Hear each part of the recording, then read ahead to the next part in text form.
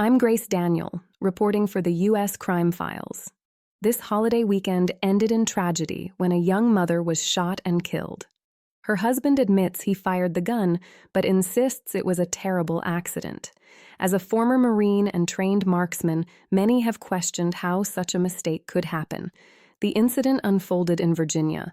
Alvin Banks rushed to a nearby firehouse, telling firefighters that his wife, Katrina Banks, had been shot during a heated argument at their home. Katrina had just returned from a family birthday celebration. According to Alvin, he fired his gun into the air in an attempt to stop the argument, but one bullet struck Katrina in the shoulder, killing her. Prosecutors argued the shooting was no accident. They charged Alvin with first-degree murder, pointing to his firearms training and claiming the evidence showed premeditation.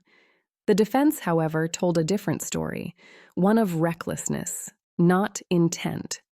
They presented expert testimony about bullet trajectories and possible ricochets, arguing that the fatal shot was unintentional. Alvin never took the stand. Instead, jurors heard his recorded police interview. In the end, the jury acquitted him of first-degree murder, but convicted him of child endangerment and unlawful discharge of a firearm. He served 16 months in prison before being released. Now, for the first time, Alvin is speaking publicly in an exclusive interview with Narissa Knight. He says he lives with overwhelming regret and maintains that Katrina's death was a tragic mistake, not murder. Katrina's family strongly disagrees, saying justice was never truly served.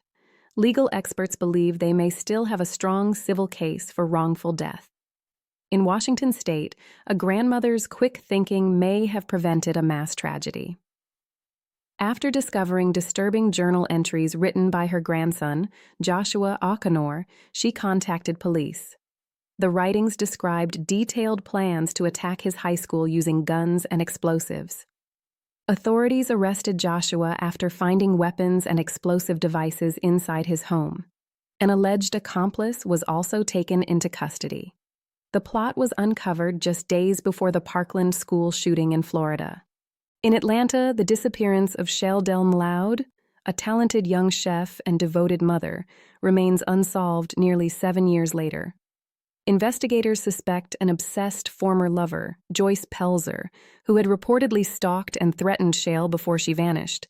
Joyce denies any involvement but has been charged with assault and lying to police. Shaell's family continues to wait, hoping one day the truth will come out. And finally, in Texas, there have been new developments in the long-running case of Christina Morris. Her remains were discovered in a remote area near Anna, Texas, bringing painful closure to her loved ones. Enrique Orochi, who was previously convicted of kidnapping Christina, now faces the possibility of murder charges. While the grief remains, her family says knowing the truth has brought some measure of peace. For more on these stories, visit the U.S. Crime Files. I'm Grace Daniel. Thank you for watching. Thank you for